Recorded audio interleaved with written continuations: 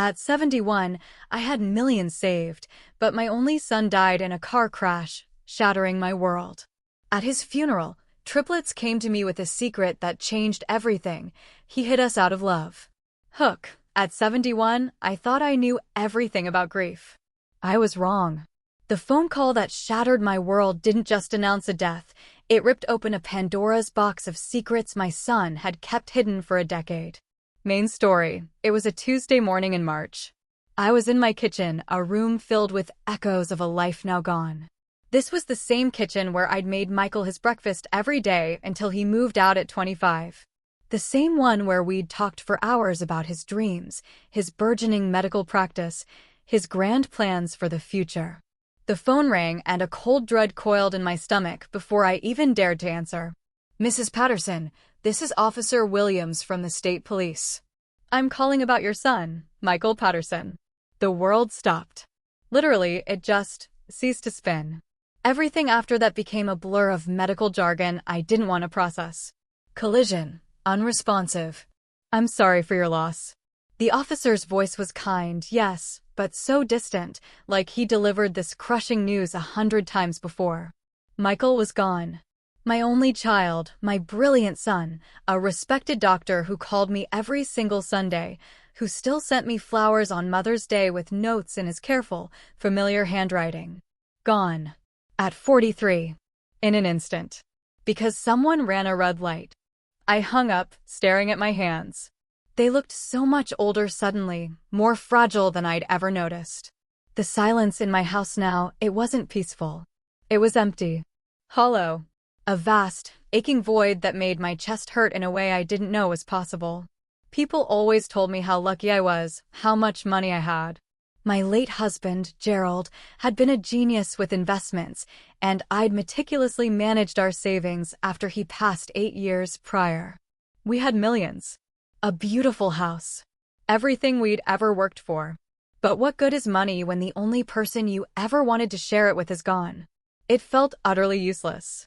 The funeral preparations unfolded in a haze. Michael's colleagues from the hospital stepped in, arranging everything. They spoke of him with such profound respect, calling him dedicated, compassionate, always going above and beyond. He never seemed to take time for himself, Dr. Rodriguez told me at the visitation. Always helping someone. We used to joke the hospital was his second home. I nodded, smiled weakly, accepting their condolences, but a gnawing guilt began to fester inside me. Was Michael working so much because he was lonely? Had I failed him, somehow, as a mother? We spoke every week, yes, but was that enough? Should I have visited more often? Insisted he take vacations, find someone to settle down with? The questions were relentless, a cruel accompaniment to my grief. The funeral service was at St. Mary's, the very church where Michael had been baptized. The pews were packed with people whose lives he'd touched, colleagues, patients, neighbors. I sat in the front row, wearing the black dress I'd bought for Gerald's funeral, a dress I'd prayed I'd never have to wear again. Father Martinez spoke beautifully about Michael's dedication, his faith, his gift for healing. I tried to focus, to find comfort in the hymns, in the words, but all I could think about was the unbearable quiet that would greet me when I returned home. After the service, we drove to Greenwood Cemetery. The April air was crisp, carrying the faint, cruel promise of a spring Michael would never see. I walked slowly behind the casket, leaning on my kind neighbor, Mrs. Chin, who'd been a steadfast presence all day. At the graveside, Father Martinez delivered the final prayers. And then I watched. I watched as they lowered my son's casket into the earth, and a part of me shattered that I knew would never fully heal. This wasn't how it was supposed to be. Parents aren't supposed to bury their children. It felt profoundly, terribly wrong. As the crowd began to thin, people approached with final words of sympathy. I shook hands, accepted hugs, murmured thanks. Most of the attendees had already left when my eyes snagged on 3 small figures standing near a large oak tree. 3 identical little girls, maybe 10 or 11 years old, dressed in black dresses that looked far too formal for children. They stood close, holding hands, their faces etched with a seriousness that seemed utterly beyond their years. What stopped me cold was how they looked at Michael's grave, not with childish curiosity, but with genuine, aching grief. I watched, mesmerized, as they approached the fresh mound of earth slowly, almost reverently. Each carried a single white daisy, I think. They placed them carefully on the grave, one by one. The resemblance between them was startling. Triplet sisters, clearly, the same dark hair, serious brown eyes, delicate features. As they stood in silence, I heard one of them speak, a voice so soft I almost missed it. "Goodbye, Daddy." The words hit me like a physical blow, stealing the air from my lungs. I must have gasped, because all three girls instantly turned, their eyes wide with surprise, then something that looked suspiciously like fear. Without another word, they turned and ran, small hands still clasped, disappearing quickly behind the cars in the parking lot. I stood frozen. Had I imagined it? Had one of those children really called Michael Daddy? It was impossible. Michael didn't have children. He'd never even been married. He would have told me, wouldn't he? Mrs. Chin gently tugged my arm. "Marlene, dear, we should get you home. You've had such a long day." I nodded, but my gaze remained fixed on where the girls had vanished. Did you see those children?" I asked, my voice barely a whisper. "What children, honey?"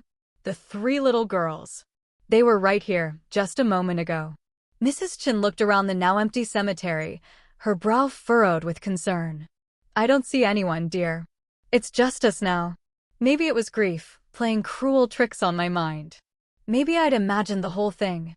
But as we walked back to the car, I couldn't shake the image of those three identical faces, or the heartbreaking sound of that small voice whispering, "Goodbye, Daddy."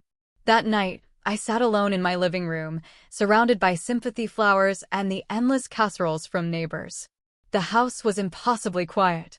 My mind replayed the day, the service, the memories people shared, but it kept circling back to those three little girls.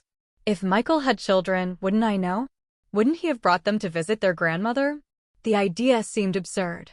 And yet, I thought of Michael's late nights at work, the conferences, the times he'd seemed distracted during our calls. Had there been a whole other part of his life he'd kept hidden?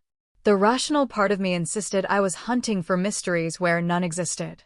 Grief could make you see things, imagine connections. Those children were probably visiting another grave, not Michael's. But even as I tried to convince myself, I couldn't forget the solemn way they'd looked at his grave, the careful placement of the flowers, and that tiny, sad voice saying goodbye to someone they clearly loved.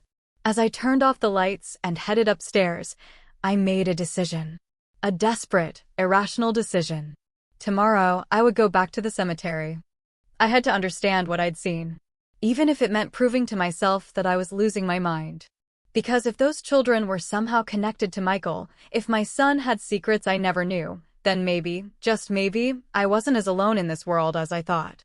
Midway subscribe line asterisk by the way, if you're still with me on this unbelievable journey, please take a moment to hit that subscribe button. More powerful, personal stories are always coming. Main story, I didn't sleep a wink that night.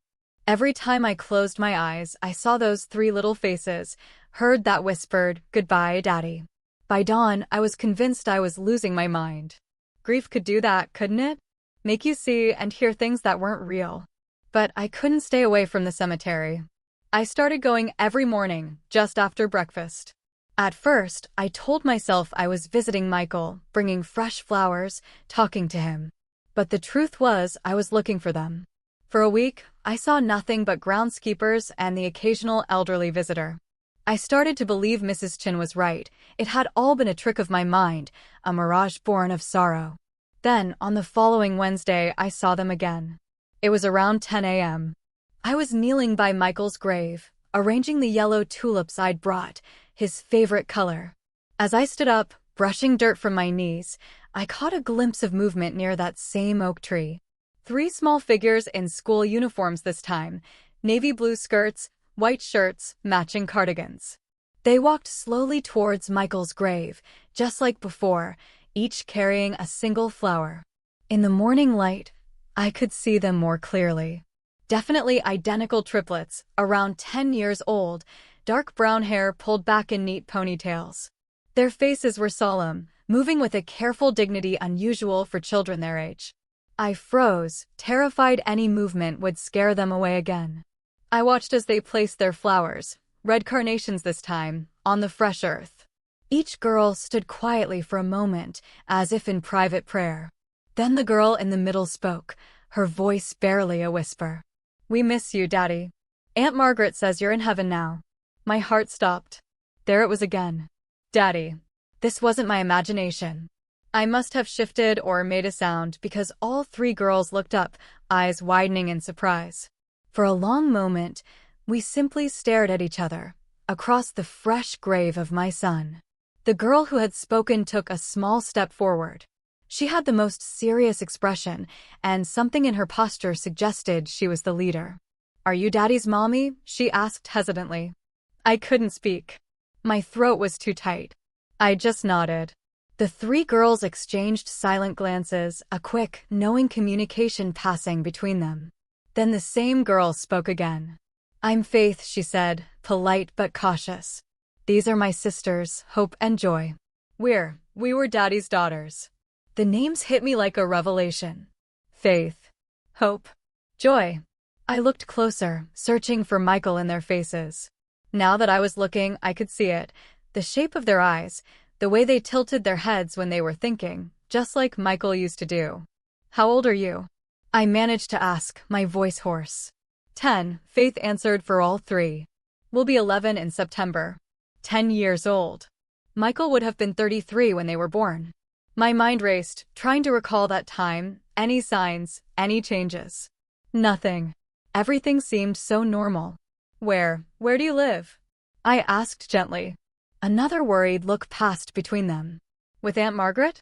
Faith said finally. "She takes care of us now." "And where is Aunt Margaret today?" "She's at work. She cleans offices downtown." "We're supposed to be at school, but..." Hope's voice trailed off. "But we wanted to visit Daddy," Joy finished quietly. It was the first time I'd heard her speak, her voice softer than her sister's, almost musical. I looked at these three beautiful children, my son's daughters, and felt a swirling mix of emotions I couldn't even name. Joy, confusion, anger that I'd never known about them, and heartbreaking sorrow that Michael was gone before I could meet them properly.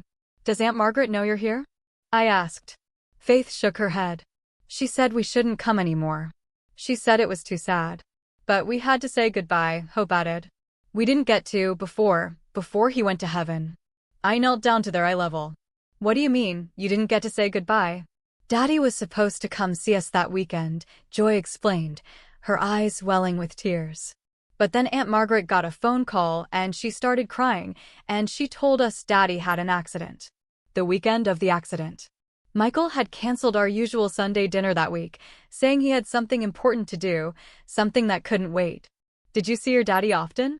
I asked carefully. "Every other weekend," Faith said. "And sometimes he would take us to the park after school. He taught us how to ride bikes and how to make pancakes. He read us stories, too," Hope added. "Really good ones, about princesses and dragons.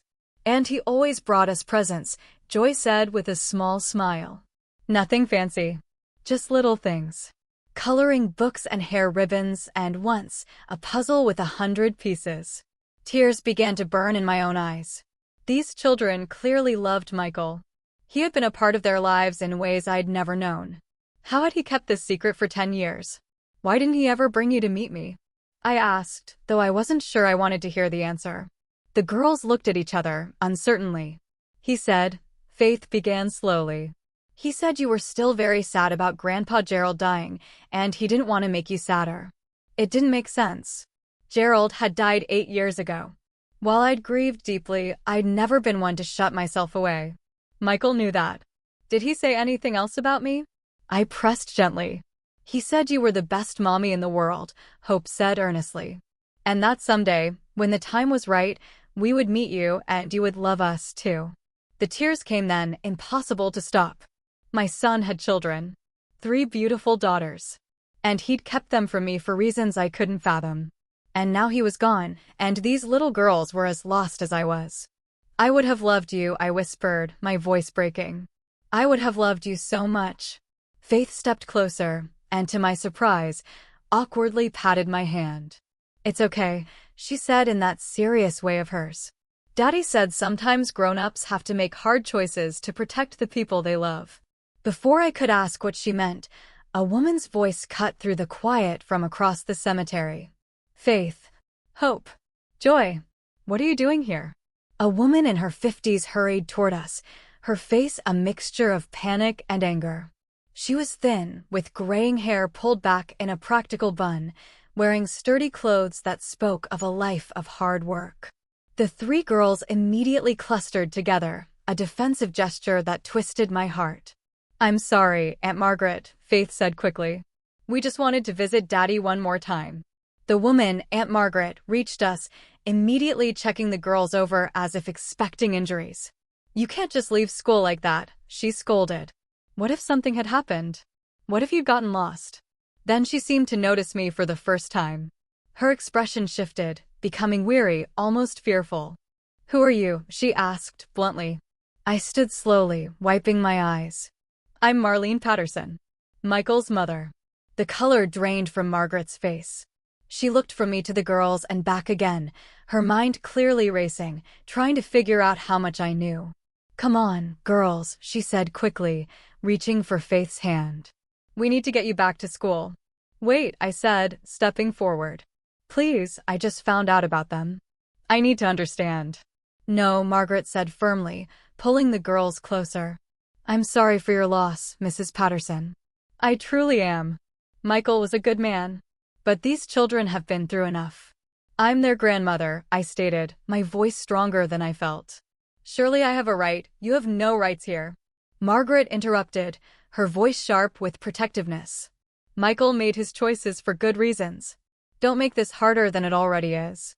She began walking away quickly, the girls following reluctantly. But Faith turned back to look at me, her young face full of confusion and sadness. "Will we see you again?" she called out.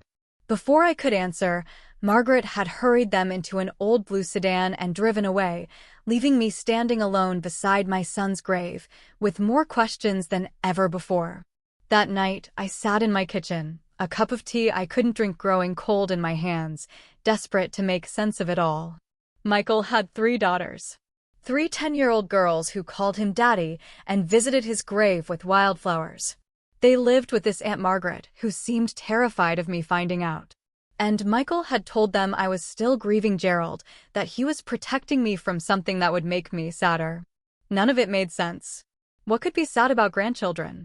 What could be so terrible that Michael felt he had to keep his own daughters a secret from me for their entire lives?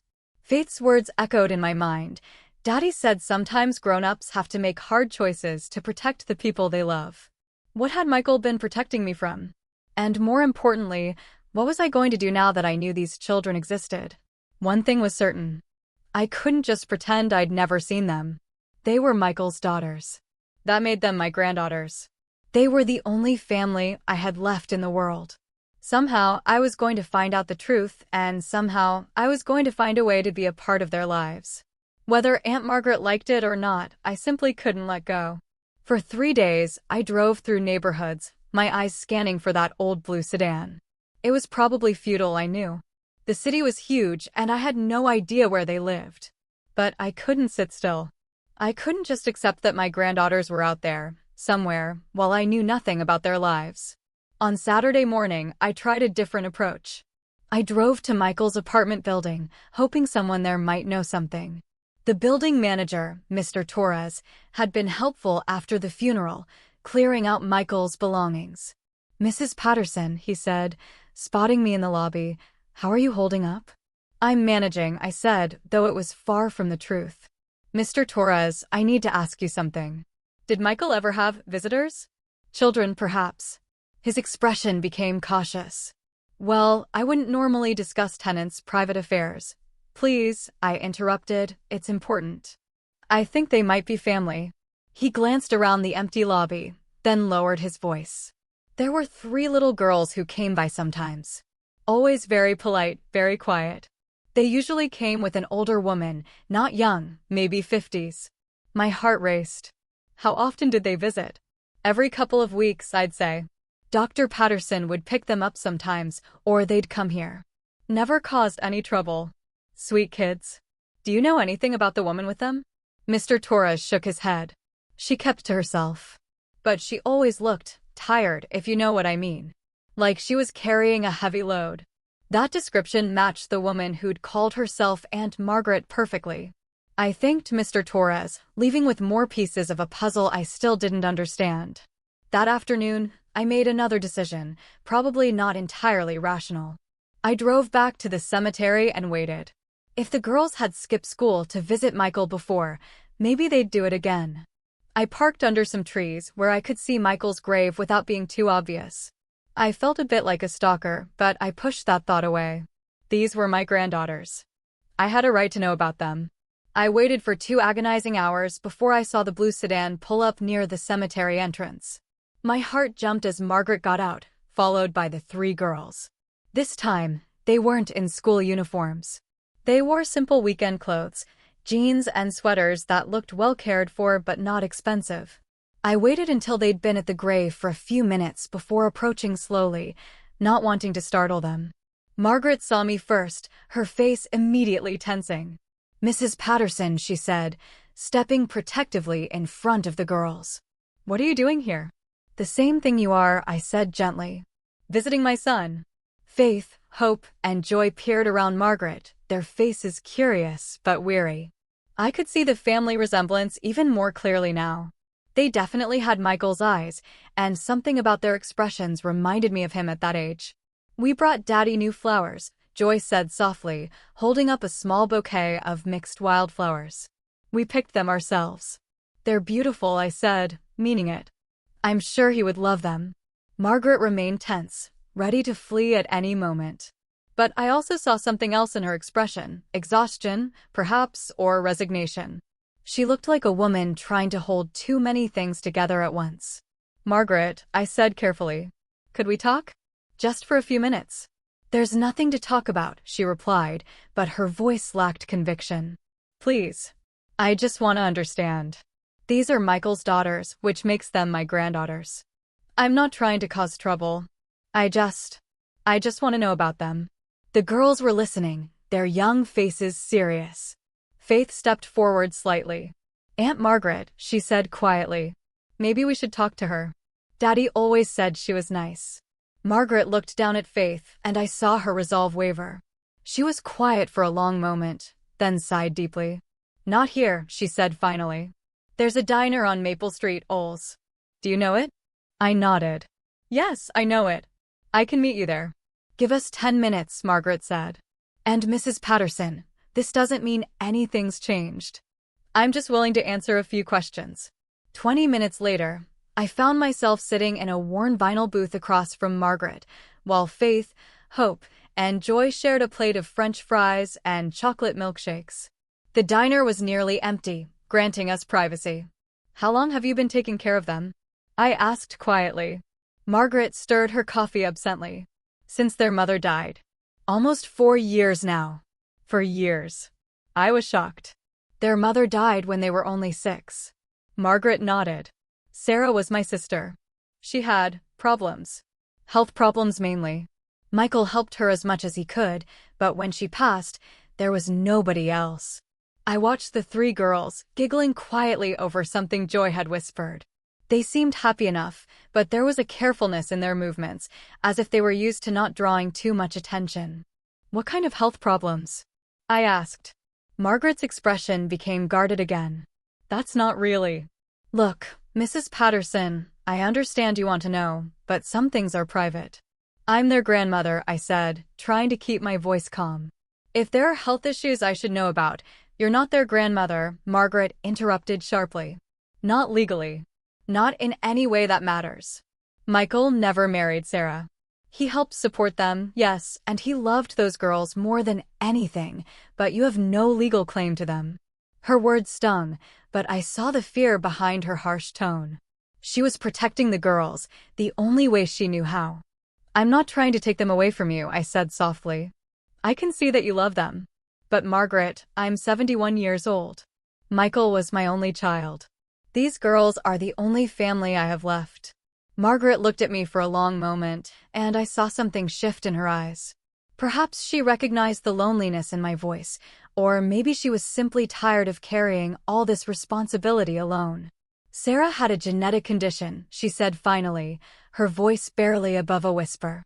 Something that affects the muscles, makes them weak over time. It's rare, and it's hereditary. My stomach dropped. I looked at the three girls again, studying their faces, their movements. They seemed healthy enough, but I realized I wouldn't know what to look for. Do the girls have it too? I asked. Margaret's eyes filled with tears. Two of them do. Hope and Joy. Faith seems to be clear, but we won't know for sure until they're older. It felt like the air had been sucked out of the room. My granddaughters. Two of them. Inherited a genetic condition that would weaken their muscles over time. How bad is it? I whispered. It's manageable with the right care, she said. Physical therapy, medications, monitoring. But it's expensive. Really expensive. Michael was helping with the medical costs. But now, she didn't need to finish. Now Michael was gone, and she was trying to manage everything on her own. I looked at Hope and Joy, seeing them with new eyes. They did seem a bit more careful in their movements than Faith. Now that I was looking for it, I could see that they tired more easily. Joy was leaning against the booth, as if sitting upright took effort. Is that why Michael kept them secret from me? I asked. Because of their condition? Margaret nodded slowly. He said you'd already been through enough sadness in your life. He didn't want you to have to worry about sick grandchildren on top of everything else. He thought it would be too much for you. A flash of anger ignited within me, directed at my son, even in death. Too much for me? Did he really think I was so fragile I couldn't handle loving children who needed extra care? But then I looked at Margaret's exhausted face, at the careful way the girls moved, at the sheer weight of responsibility crushing this woman who was trying so hard. And I began to understand. Michael hadn't been protecting me from sadness. He'd been protecting me from heartbreak. And maybe, in his own way, protecting the girls from having to deal with another adult who might not be able to handle their condition. What kind of care do they need? I asked. Margaret looked surprised by the question. Physical therapy twice a week. Regular checkups with specialists. Medications to slow the progression. It's not just the money, though that's a big part of it. It's the time, the coordination, making sure they don't overexert themselves, but still get enough activity to maintain strength. And you've been managing all of this alone? I work nights, cleaning office buildings, Margaret said quietly. It gives me flexibility to take them to appointments during the day. But it's hard. They're good girls. They don't complain. But I worry about them constantly. I watched Faith carefully cut Joy's food into smaller pieces. Watched Hope automatically hand Joy her napkin. These children had learned to take care of each other in ways that broke my heart. Margaret, I said slowly, what if you didn't have to do this alone anymore? She looked at me suspiciously. What do you mean? I mean, what if there was someone who could help with the medical costs? Someone who could drive them to appointments, hire the best specialists, make sure they have everything they need. Mrs. Patterson, Margaret said carefully. If you're talking about money, I'm talking about family, I interrupted. I'm talking about these girls having a grandmother who loves them and wants to be a part of their lives. I'm talking about you having support, instead of carrying this burden alone. Margaret stared at me for a long moment, then glanced at the girls, who were pretending not to listen, but were clearly hanging on every word. It's not that simple, she said finally. Maybe it could be, I said. Maybe we could find a way to make it work. Just then, Faith slid out of her side of the booth and came to stand next to me. She looked up with those serious brown eyes that reminded me so much of Michael. Are you really our grandma? She asked quietly. My throat tightened. Yes, sweetheart. I really am. And you want to know us? Even though Hope and Joy are sick. The question was so direct, so matter-of-fact, it took my breath away. This 10-year-old child was asking me the same question Michael had apparently struggled with for years. Asterisk, especially asterisk, because they're sick, I said, reaching out to touch her hand gently. That's what families do. We take care of each other. Faith studied my face for a moment, then nodded, as if she'd made an important decision. I think Daddy would like that, she said simply. From across the table, I heard Margaret let out a shaky breath. When I looked at her, I saw tears in her eyes. This is all happening very fast, she said. It doesn't have to, I assured her. We can take our time, figure things out step by step. But Margaret, please don't shut me out. These girls are all the family I have left. She was quiet for a long time, absently turning her coffee cup. Finally, she looked up. They'll need to get to know you first. And you'll need to understand what you're getting into. This isn't just about having grandchildren to spoil. This is about medical appointments and insurance battles and watching children you love deal with something that's going to affect them for the rest of their lives. I understand, I said, though I knew I probably didn't. Not really. And if you change your mind, if it becomes too much, you can't just walk away. These girls have lost enough people already. I looked at Faith, still standing beside me, and at Hope and Joy, who were watching our conversation with the kind of serious attention that suggested they'd learned to pay close attention to adult conversations about their future. I won't walk away, I said firmly. These are my granddaughters. Michael's daughters. Nothing about their condition changes that. Margaret nodded slowly, as if making a decision that scared her. Okay, she said finally. We can try. But we do this my way at my pace. And the girls' needs come first. Always, I agreed. Always. For the first time since Michael's death, I felt something that might have been hope stirring in my chest. I had granddaughters. 3 beautiful, brave little girls who needed love and care and someone to fight for them.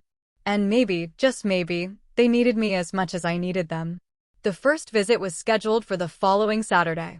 Margaret insisted it be at their house, on their territory, which I understood completely.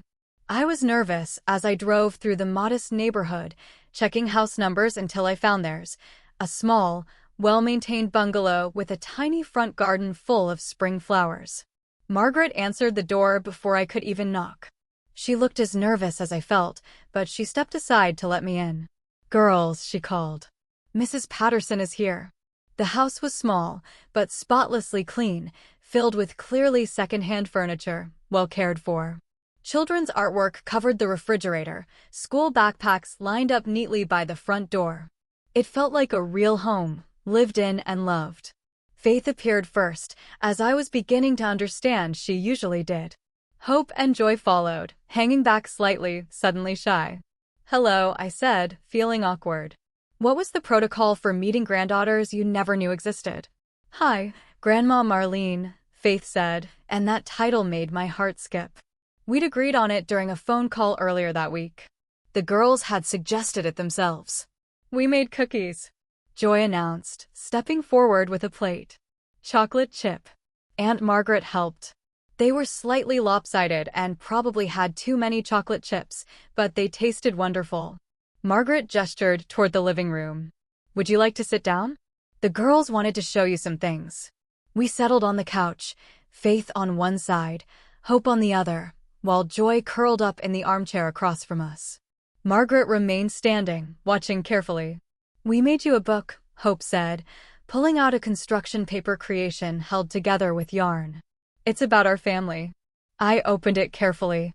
The first page had a crayon drawing of a man labeled Daddy, tall and stick-thin with brown hair and a huge smile.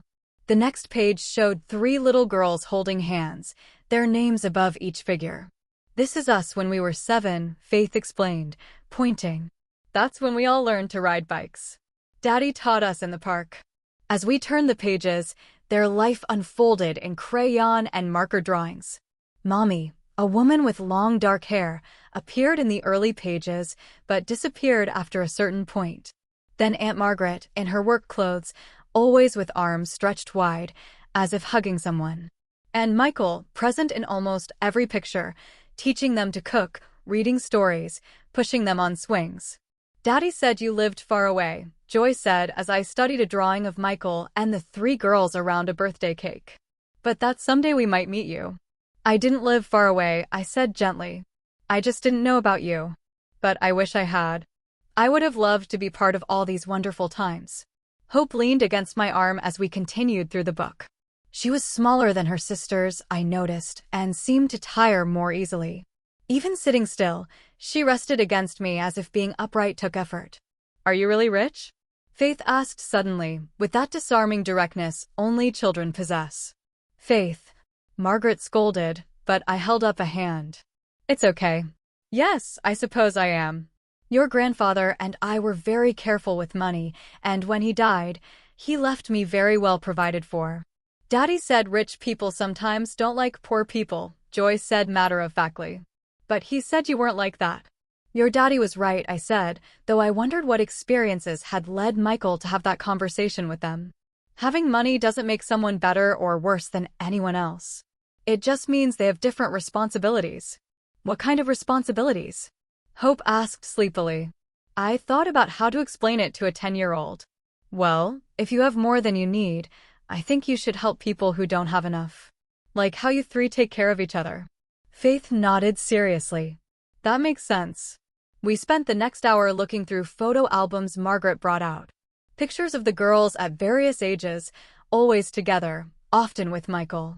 I saw him teaching them to garden, taking them to zoos and museums, helping with homework at the kitchen table. What struck me most was how happy he looked in these pictures. There was a lightness in his face, a complete, unguarded joy that I realized had been subtly missing during our visits in recent years. Not that he'd seemed unhappy with me, but this was different. He loved you all very much, I said, studying a picture of Michael with all three girls piled on top of him, everyone laughing. He said he loved us as much as all the stars in the sky, Joy said. And that even when we couldn't see him, he was always thinking about us. I felt tears threatening and blinked them back. This wasn't the time for my sadness. As the afternoon wore on, I noticed more things that confirmed what Margaret had told me about Hope and Joy's condition. They tired more easily than Faith, their movements slightly less coordinated.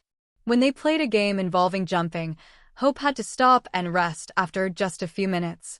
Joy's hands shook slightly when she concentrated on coloring. But what impressed me most was how naturally Faith took care of her sisters. She made sure Hope had a pillow, helped Joy with a difficult crayon. She did it all without making a big deal of it. These children had learned to be a team in a way that was both beautiful and heartbreaking. Around 4 o'clock, Joy's energy seemed to flag completely. She curled up in my lap without asking, as if it was the most natural thing in the world. Someone's getting tired, Margaret observed. I'm not tired. Joy protested, but her eyes were drooping. It's okay to be tired, sweetheart, I said, stroking her hair. It was fine and soft, just like Michael's had been when he was small. Will you tell us a story? Hope asked, snuggling closer on the couch. I looked at Margaret, who nodded. What kind of story would you like? Tell us about when Daddy was little, Faith requested. And so I found myself sharing memories of Michael's childhood. I told them about how he used to collect bugs in jars, much to my horror. How he once tried to give our cat a bath and ended up soaked himself. How he learned to cook by standing on a chair next to me, insisting he was big enough to help. The girls listened with rapt attention, especially when I told them about Michael's determination to become a doctor after our neighbor, an elderly man named Mr. Peterson, had a heart attack. Daddy said he wanted to help people feel better, Hope said drowsily. He did help people, I assured her. He was a wonderful doctor, and he was a wonderful father to you three. By the time I finished my stories, Joy had fallen asleep in my lap. Margaret approached quietly. I should put her down for a nap, she whispered. Can I carry her? I asked softly. Margaret hesitated, then nodded. I lifted Joy carefully, surprised by how light she felt. She stirred slightly, but didn't wake as I followed Margaret down the hallway to a small bedroom. The room had 2 sets of bunk beds and was decorated with drawings and crafts the girls had made. Everything was neat and organized, but clearly well used. I laid Joy gently on one of the lower bunks, and Margaret covered her with a soft blue blanket. She naps most afternoons, Margaret whispered as we left the room. The condition makes her tire easily. When we returned to the living room, Faith and Hope were looking through more photo albums. Can we show her the videos? Faith asked Margaret. Videos? I asked. Margaret looked uncertain. Michael used to record videos for them. Messages for when he couldn't visit. I'm not sure, please. Hope said. I want Grandma Marlene to see them. Margaret sighed and retrieved a tablet from a drawer. She scrolled through files before selecting one. Michael's face appeared on the screen, and my breath caught. He was sitting in what looked like his apartment, smiling at the camera. "Hi, my beautiful girls," his recorded voice said. "I'm sorry I can't be with you today, but I wanted to tell you a story." For the next 10 minutes, I watched my son tell an elaborate fairy tale about 3 princess sisters who had to work together to save their kingdom. He used different voices for the characters and made silly faces that had Faith and Hope giggling, even though they'd clearly seen this video many times before. At the end of the story, Michael's expression became more serious. "Remember," he said, looking directly into the camera, "you 3 are the most important things in my whole world. I love you more than all the stars in the sky, and nothing will ever change that. Be good for Aunt Margaret. Take care of each other. And remember that Daddy is always thinking about you." The video ended, and we sat in silence for a moment. I was openly crying, and I didn't care who saw. "He made lots of videos," Hope said quietly, "for when we missed him too much." "He was a good daddy," Faith added, leaning against my shoulder. "Yes," I managed to say. "He was." Margaret sat down across from us. For the first time since I'd met her, she looked less guarded. "This is hard for me," she admitted. "I've been their whole world for 4 years. The idea of sharing them, it scares me." "I don't want to take them away from you," I said honestly. "I can see how much you love them and how much they love you. But Margaret, wouldn't it be easier if you had help?" She was quiet for a long moment. "Their next round of medical appointments is coming up. Hope needs to see the neurologist, and Joy's physical therapy evaluation is due. The insurance company is fighting some of the coverage. What if I handled that?" I offered. "What if we got them the best doctors, the best care, without worrying about insurance companies or costs?" "I can't let you just pay for everything," Margaret said. "That's not fair to you." "It's not about fair," I said. "It's about family. These girls are Michael's daughters. They're my granddaughters. Taking care of them is something I want to do." Faith had been listening intently to our conversation. "Aunt Margaret," she said quietly, "maybe it would be good to have help. You've been really tired lately." Margaret looked at Faith with surprise, and I realized these children were far more aware of the adult struggles than we probably wanted them to be. "We don't want you to be sad and tired all the time," Hope added. "Maybe Grandma Marlene could help make things easier." Watching these 2 little girls trying to care for the woman who'd been caring for them, I felt something profound shift in my chest. This wasn't just about me gaining granddaughters, or even about honoring Michael's memory. This was about a family that desperately needed help, and I had the resources to provide it. "What if we started small?" I suggested. "What if I helped with the next round of appointments, just to see how it goes?" Margaret looked at Faith and Hope, who both nodded encouragingly. Then she looked at me, an expression of relief mixed with fear on her face. "Okay," she said finally. "We can try that." As I prepared to leave that afternoon, Joy woke from her nap and insisted on walking me to the door. All 3 girls hugged me goodbye, and Faith slipped a small piece of paper into my hand. "It's my phone number," she whispered, "in case you want to call us." I looked at the carefully written numbers in a 10-year-old's handwriting and felt my heart swell. "I would love to call you," I whispered back. As I drove home, I thought about everything I'd learned. These children were remarkable, not just in spite of their challenges, but because of how they learned to face them together. They were Michael's daughters in every way that mattered, shaped by his love, even though he could only be part of their lives in secret.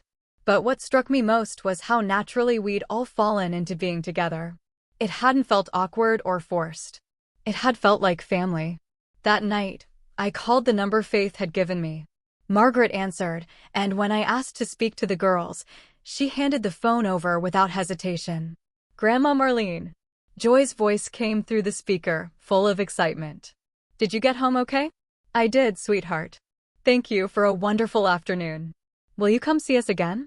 Hope asked. "As often as you'll have me," I promised, and I meant it. Whatever challenges lay ahead, whatever medical appointments and insurance battles and difficult days awaited us, I was committed to being part of these girls' lives. They were my family, and family took care of each other. It was exactly what Michael would have wanted, even if he'd been too afraid to make it happen himself. 3 weeks into our new routine, I thought I was beginning to understand the reality of Hope and Joy's condition. I'd accompanied them to physical therapy, watched them take their medications, learned to recognize when they needed to rest. I'd even started researching their specific type of muscular dystrophy, trying to educate myself. But I wasn't prepared for what Dr. Chen told us during what I thought would be a routine checkup. "I need to discuss some test results," she said, settling behind her desk while Margaret, the girls, and I sat in the cramped examination room. Hope and Joy were coloring quietly in chairs beside us, while Faith sat protectively between her sisters. "The genetic testing we did last month has given us some important information," Dr. Chen continued, her voice carefully measured. "As we suspected, Hope and Joy do carry the genetic markers for the muscular condition. But there's something else."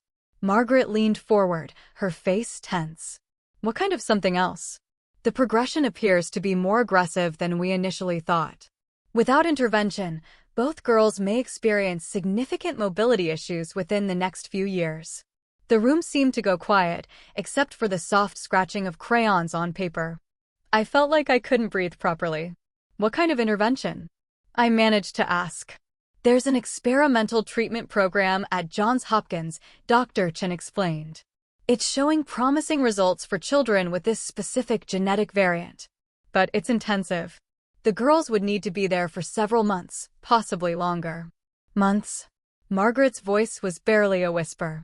"I can't. I don't have the resources for that kind of. The program covers most medical costs," Dr. Chen interrupted gently. "But there would be living expenses, lost wages, the logistics of relocating temporarily." I looked at Hope and Joy, still focused on their coloring books, blissfully unaware that their futures were being discussed. Faith, however, had stopped coloring and was listening intently. "What happens if they don't get this treatment?" I asked, afraid of the answer. "The condition will continue to progress. They'll likely need wheelchairs within 5 years, possibly sooner. Their life expectancy," Dr. Chen hesitated. "It would be significantly shortened." Margaret made a small, broken sound. I reached over and took her hand, feeling it tremble in mine. "But with the treatment?" I pressed. "The early results are very encouraging. Some children have shown marked improvement. Others have had their progression halted entirely. It's not a cure, but it could give them decades of additional mobility and independence." Faith had put down her crayon completely now, staring at the doctor with those serious brown eyes. "Are you talking about Hope and Joy?" she asked quietly. Dr. Chen looked at Margaret, who nodded reluctantly. "We'd agreed early on that the girls should be included in age-appropriate discussions about their health." "Yes, sweetheart. We're talking about a special program that might help them stay stronger for longer." "Would they have to go away?" Faith asked, and I heard the fear in her voice. "For a while, yes. But not alone. They would need someone with them." Faith looked at Margaret with an expression far too mature for a 10-year-old. "Aunt Margaret can't leave work for that long." "Faith," Margaret started. But Faith continued with the brutal honesty of a child who'd learned to face difficult realities. "And we can't afford it anyway. I heard you on the phone with the insurance company last week." Hope looked up from her coloring book, suddenly aware that something serious was happening. "Are Faith and I going to get sicker?" "Joy," Hope corrected automatically. "You meant you and Joy, right?" Faith said, but I could see tears forming in her eyes. "Are Hope and Joy going to get sicker?" The room fell silent. Dr. Chen looked at Margaret, who was struggling to find words. Finally, I spoke. "Not if I have anything to say about it." Everyone turned to look at me. Margaret shook her head slightly, a warning not to make promises I couldn't keep. "Mrs. Patterson," Dr. Chen said carefully, "this is a significant commitment. The program typically lasts 6 to 8 months, sometimes longer. It's not just about financial resources." "I understand," I said, looking directly at Margaret. "But these are my granddaughters. If there's a treatment that could help them, then we're going to do it." "Marlene," Margaret said quietly, "you don't understand what you're saying. Months away from home, constant medical appointments, being responsible for them 24 hours a day while they're going through intensive treatment. Then come with us," I said simply. "All of us. We'll rent a place near the hospital. I'll hire the best home care nurses, tutors for their schooling, whatever they need." Margaret stared at me. "I can't let you do that." "You're not letting me do anything," I said firmly. "I'm choosing to do it. These girls are family." Hope had been listening with growing concern. She slipped out of her chair and came to stand beside Margaret. "Aunt Margaret," she said softly. "Is this because of the money again?" Margaret's face crumpled slightly. "It's not just about money, sweetheart. It's about what's best for you and Joy." "What's best for us is being together," Faith said, moving to stand with Hope. "All of us together." Joy looked confused by the sudden seriousness, but followed her sisters. Soon, all three girls were clustered around Margaret's chair. "We don't want you to be worried all the time," Joy said, patting Margaret's arm awkwardly. "Maybe Grandma Marlene is right. Maybe it would be better if we all helped each other." I watched this exchange with a mixture of heartbreak and admiration. These children had learned to be caregivers at an age when they should only be worried about homework and playground politics. "Dr. Chen," I said, "what's the timeline for making this decision?" "The next enrollment period begins in 8 weeks. I'd need to submit the application within the next 2 weeks to be considered." I looked at Margaret, who was still surrounded by 3 worried little girls. "What do you need to make this decision?" Margaret was quiet for a long time. Finally, she looked up at me, tears in her eyes. "I need to know that you understand what you're committing to. This isn't just about paying for treatment. This is about being responsible for 2 sick children for months, maybe years. This is about watching them struggle through painful procedures and setbacks and still finding ways to keep their spirits up. And this is about Faith," she continued, looking at the 3rd triplet. "She'll need support, too. Watching her sisters go through this, she'll need to feel like she matters just as much, even though she's not the one who's sick." I knelt down so I was at eye level with all 3 girls. "Faith, Hope, Joy," I said seriously. "If we do this, it's going to be hard sometimes. There will be days when Hope and Joy feel bad, and days when all of us feel scared or sad. But we'll face it together. As a family." "Will we all stay together?" Faith asked. "Every single day, I promised." "Even when it's hard?" Hope asked. "Especially when it's hard." Joy, who'd been unusually quiet, suddenly stepped forward and hugged me tightly. "I don't want to get sicker," she whispered against my shoulder. "You're not going to get sicker," I said firmly, holding her close. "We're going to fight this thing with everything we have."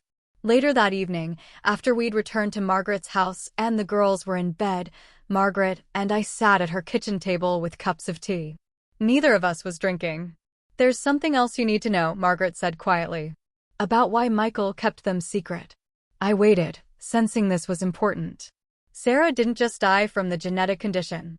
She took her own life." The words hit me like a physical blow. "What?" She couldn't handle watching the girls start to show symptoms. She was terrified of what their future would look like. Terrified they'd inherited her condition. One night, she couldn't bear it anymore. I stared at Margaret, processing this information. "The girls don't know. They think she died from complications of her illness, which is technically true, but Michael was devastated. He blamed himself for not seeing how bad her depression had gotten. That's why he didn't tell me about them," I said, understanding finally flooding through me.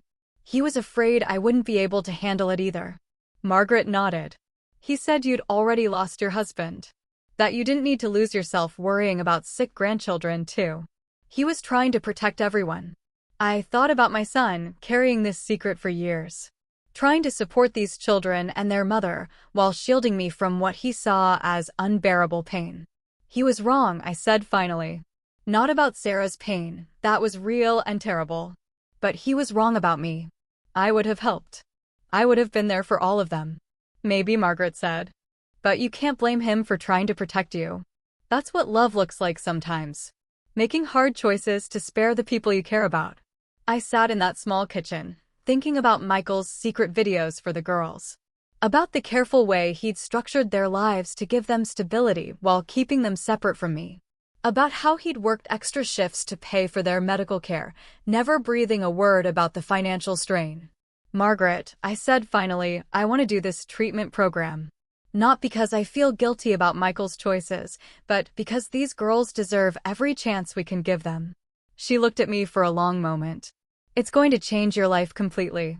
You'll go from being a wealthy widow with no responsibilities to being a full-time caregiver for 3 children, 2 of whom have serious medical needs." My life changed the moment I saw them at Michael's grave, I said. Everything since then has just been figuring out how to make it work. Margaret smiled for the first time since we'd left the doctor's office. Okay, she said. Let's do it. Let's give those girls the best shot we can. As I drove home that night, I thought about the conversation ahead with the girls, about the logistics of relocating our entire lives to Baltimore for months, about the challenges we'd face. But mostly, I thought about Joy's small voice whispering, "I don't want to get sicker," and my own fierce response, "You're not going to get sicker." I'd made a promise to my granddaughters, and I intended to keep it. Whatever it took, however long it took, however much it cost. We were going to fight for their futures. It's what Michael would have wanted. It's what these brave little girls deserved. And it's what family does. We show up for each other, especially when the stakes are highest. The next morning, I called Dr. Chen's office and told them to submit the application for the treatment program. Then I called my financial advisor and told him I'd be making some significant changes to my spending priorities. For the first time since Michael's death, I felt like I had a purpose that mattered more than anything else in the world. 18 months later, I stood in the kitchen of our house in Baltimore, watching Faith help Joy with her physical therapy exercises, while Hope practiced piano in the living room. The sound of children's laughter mixed with music filled rooms that had been empty for too long, and I realized I couldn't remember what silence used to feel like. The treatment program had been everything Dr. Chen warned us it would be. Intensive, exhausting, sometimes heartbreaking. There were days when Hope and Joy were too sick from the medications to do anything but sleep. Days when Faith felt left out because so much attention was focused on her sister's care. Days when Margaret and I were so tired we could barely think straight. But there were other days too. Days when Hope's muscle strength tests showed clear improvement. Days when Joy could walk farther than she had the week before. Days when all three girls laughed so hard at something ridiculous that we forgot to worry about test results and treatment schedules. "Grandma Marlene." Joy called from where she was doing her stretches. "When Faith and Hope turn 11 next month, can we have the party here?" "Of course, sweetheart," I said, still getting used to how naturally Grandma had become part of my identity. "What kind of party do you want?" "A pizza party," Faith said immediately. "With extra cheese and those little sausages." "Pepperoni," Hope corrected from the piano bench. "They're called pepperoni." I smiled at their constant corrections of each other, a habit that had become one of my favorite things about their sisterly dynamic. In the months we'd spent together, I'd learned that Faith was the organizer, Hope the dreamer, and Joy the peacemaker who kept them all connected. Margaret appeared in the doorway, home from her new job at the hospital's patient advocacy office. We'd found the position through Dr. Chen's connections, and it allowed Margaret to use her experience with medical bureaucracy to help other families navigate the system. More importantly, it gave her a sense of purpose beyond just caring for the girls. "How did therapy go today?" she asked, accepting the cup of coffee I handed her. "Joy walked 3 more steps than yesterday," Faith reported proudly. And Hope played that hard song all the way through without stopping. The progress had been slow but steady. Hope's condition had stabilized completely. Her muscle function was actually better now than when we started. Joy's improvement was more gradual, but she was defying every pessimistic prediction the doctors had made about her mobility. More importantly, both girls had learned that their condition didn't define them. Hope was becoming an accomplished pianist, something she'd never had the energy to pursue before the treatment.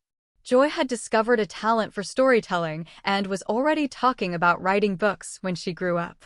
"Speaking of the party," Margaret said, settling into her chair at our kitchen table. "I got a call from Dr. Chen today. She wants to include the girls in a case study about the treatment program." "What does that mean?" Faith asked, immediately alert to any conversation about her sister's medical care.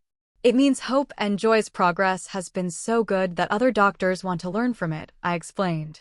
"To help other children who have the same condition." "Would we have to do anything different?" Hope asked, pausing her piano practice. "Just some extra tests and interviews," Margaret said. "Nothing painful or scary. They want to document how well you're both doing." The girls exchanged glances, that silent communication they'd perfected over the years. "If it helps other kids," Joy said finally. "We should do it." Definitely, Hope agreed. Right, Faith? Faith nodded seriously. We know how scary it was when we first found out about the treatment. If we can help other families not be so scared, we should. I watched this exchange with the same mixture of pride and heartbreak I felt almost daily. These children had developed a maturity and compassion that came from facing serious challenges together. But I sometimes wished they could just be carefree 10-year-olds. That evening, after the girls were in bed, Margaret and I sat on the front porch of our Baltimore house, something that had become our routine. The neighborhood was quiet, with the kind of peaceful evening sounds that reminded me why I'd fallen in love with this temporary home. I got a call from the real estate agent today, Margaret said quietly. About the house back home. We'd kept Margaret's house rented while we were in Baltimore, but the lease was ending soon. We needed to decide whether we were going back or making this move permanent. What are you thinking? I asked. Margaret was quiet for a moment, looking out at the street where some neighborhood kids were playing kickball in the fading light. The girls are settled here now. They have friends. They know their way around. Hope's piano teacher thinks she's talented enough for the conservatory program. Joy's enrolled in that creative writing class she loves. And Faith. I prompted. Faith keeps asking if we're staying because she wants to try out for the school's debate team next year. Margaret smiled. She's got Michael's argumentative streak. It was true. Over the months, I'd seen more and more of my son in each of the girls. Faith had his determination and sense of responsibility. Hope had his quiet intensity and perfectionist tendencies. Joy had his optimism and his way of finding something good in every situation. What about you? I asked. What do you want? Margaret looked at me with surprise. What I want? When's the last time someone asked me that question? She was quiet for so long I thought she wasn't going to answer. Finally, she said, I want the girls to be happy and healthy. I want them to have every opportunity they deserve. That's what you want for them, I said gently. What do you want for yourself? Margaret's eyes filled with tears. I want to not be afraid anymore, she whispered. For 4 years, I've gone to bed every night terrified that I'm not doing enough, that I'm failing them somehow. For the first time since Sarah died, I feel like maybe I'm not carrying this alone. I reached over and took her hand. You're not carrying it alone. You haven't been for months now. I know, she said. And that scares me too. Because what if something happens to you? What if you decide this is too much? Those girls have already lost too many people. It was a conversation we danced around for months, but never addressed directly. Margaret's fear of abandonment was as real as the girls' medical needs. Margaret, I said firmly, I'm not going anywhere. These children are my family now. You're my family now. Whatever happens, we face it together. She squeezed my hand tightly. So, we're staying in Baltimore? If that's what's best for the girls, then yes, we'll make it official. The next morning, I found myself in the unusual position of having 3 10-year-olds help me make a major life decision. We sat around the breakfast table with our pancakes and orange juice, and I laid out the choice before them. We can stay here in Baltimore permanently, I explained, or we can move back to Aunt Margaret's house and visit here regularly for your medical checkups. What do you want to do, Grandma Marlene? Faith asked. I want to do whatever makes you 3 happiest and healthiest, I said honestly. But you had a whole life before us, Hope pointed out, with that serious way she had of thinking about things. Don't you miss your old house and your friends? The question caught me off guard. Did I miss my old life? The big empty house? The quiet days with no purpose beyond managing my investments and attending charity luncheons? You know what I miss? I said finally. I miss your daddy. I miss knowing I had family in the world. But I don't miss being alone. Joy had been unusually quiet during breakfast, and I noticed her watching me with those thoughtful eyes that reminded me so much of Michael. Grandma Marlene, she said softly. Before you found us, were you lonely? The directness of the question took my breath away. Yes, sweetheart. I was very lonely. And now I looked around the table at these 3 remarkable children who had transformed my life in every possible way. Now I wake up every morning excited to see what you 3 are going to do next. Now I have piano recitals to attend, and therapy sessions to drive to, and homework to help with. Now I have people who need me, and people I need. So we make each other less lonely, Faith concluded with satisfaction. Exactly. Then we should definitely stay together, Joyce said firmly. Families should stay together. All of us. Hope asked, looking at Margaret. All of us, Margaret confirmed. If Grandma Marlene is sure she wants 3 noisy girls permanently taking over her life. I can't think of anything I'd want more, I said, and meant it completely. Later that afternoon, while the girls were at their various activities, Hope at piano, Joy at her writing class, Faith at soccer practice, Margaret and I drove to a real estate office to look at houses for sale in the neighborhood. We'd outgrown our rental, and if we were staying permanently, we needed more space. Look at this one, Margaret said, pointing to a listing. 5 bedrooms, 2 offices, and a music room. I studied the photos of a large colonial house just a few blocks from where we were currently living. It had a big backyard for the girls to play in, a kitchen large enough for all of us to cook together, and best of all, it was within walking distance of the hospital where Hope and Joy would continue their follow-up care. It's perfect, I said. It's expensive, Margaret warned. It's family, I corrected. 6 months later, I stood in that same kitchen, but now it was truly ours. The girls had each decorated their own rooms. Margaret had turned one of the offices into a study space where she was taking night classes to become a certified patient advocate. And I had converted the music room into a library where we read together every evening. The walls were covered with artwork the girls had made, photos from our Baltimore adventures, and report cards that showed all 3 girls thriving in their new schools. Hope's piano was in the corner, where she practiced every day with the dedication Michael had shown to his medical studies. Joy's stories were pinned to a bulletin board, each one more creative than the last.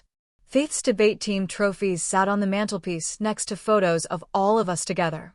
But my favorite addition to the house was barely visible, a small, framed photo on my nightstand showing Michael with the girls when they were younger.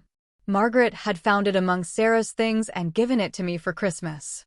In it, Michael is reading to all 3 girls who are piled around him like puppies. Everyone is laughing, and the joy on my son's face is unmistakable. I understood now why he'd kept them secret. He hadn't been trying to hurt me or exclude me from their lives. He'd been trying to protect everyone he loved from pain he thought might be unbearable. He'd been wrong about what I could handle, but he'd been absolutely right about how much there was to love. That evening, as we sat around our dinner table arguing about whether pineapple belonged on pizza, Faith and I were firmly opposed, Hope and Joy were in favor, and Margaret claimed to be neutral, but always ordered Hawaiian. I felt something I hadn't experienced since Gerald died. Complete contentment. These 3 girls had given me more than granddaughters to love. They'd given me purpose, adventure, daily laughter, and the kind of family chaos I'd never known I was missing. Hope and Joy's medical needs had taught me that love wasn't just about the easy moments, it was about showing up for the hard ones, too. Faith's fierce protectiveness of her sisters had shown me what real strength looked like. And Margaret had become the daughter I'd never had, someone who understood that family could be chosen as well as inherited. Grandma Marlene, Joy said, interrupting my thoughts. You're smiling funny. What kind of funny? I asked. Happy funny, Hope observed. Like when we surprised you with breakfast in bed on your birthday. I was just thinking about how much I love our family, I said simply. Even when we're being loud and arguing about pizza? Faith asked with a grin. Especially then. As we cleared the dishes together, I thought about Michael and wished he could see us now. His daughters were thriving, growing into remarkable young women who faced challenges with courage and treated each other with unwavering loyalty. They were getting the medical care they needed and the education they deserved. Most importantly, they were surrounded by people who loved them unconditionally. Maybe he had been trying to protect me from sadness. But what he couldn't have known was that loving these children, even with all the scary medical appointments and uncertain futures, had brought me more joy than I'd ever thought possible. I'd entered their lives as a grieving mother with nothing but money and loneliness.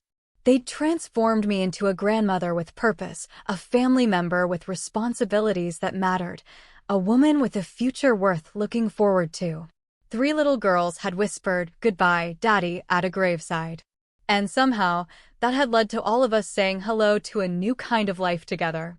It wasn't the life I'd planned, but it was infinitely better than the one I'd been living. And every single day, I was grateful that love had found us when we needed it most. Call to action. CTA now, I'm so curious about you who listened to my story. What would you have done in my place? Have you ever been through something similar, where life threw you an unexpected curveball that ended up being the greatest gift? Tell me what you think in the comments below. I really want to know. And while you're here, I'm leaving 2 other channel favorites on the screen now. They will definitely surprise you. Thank you for watching until the very end.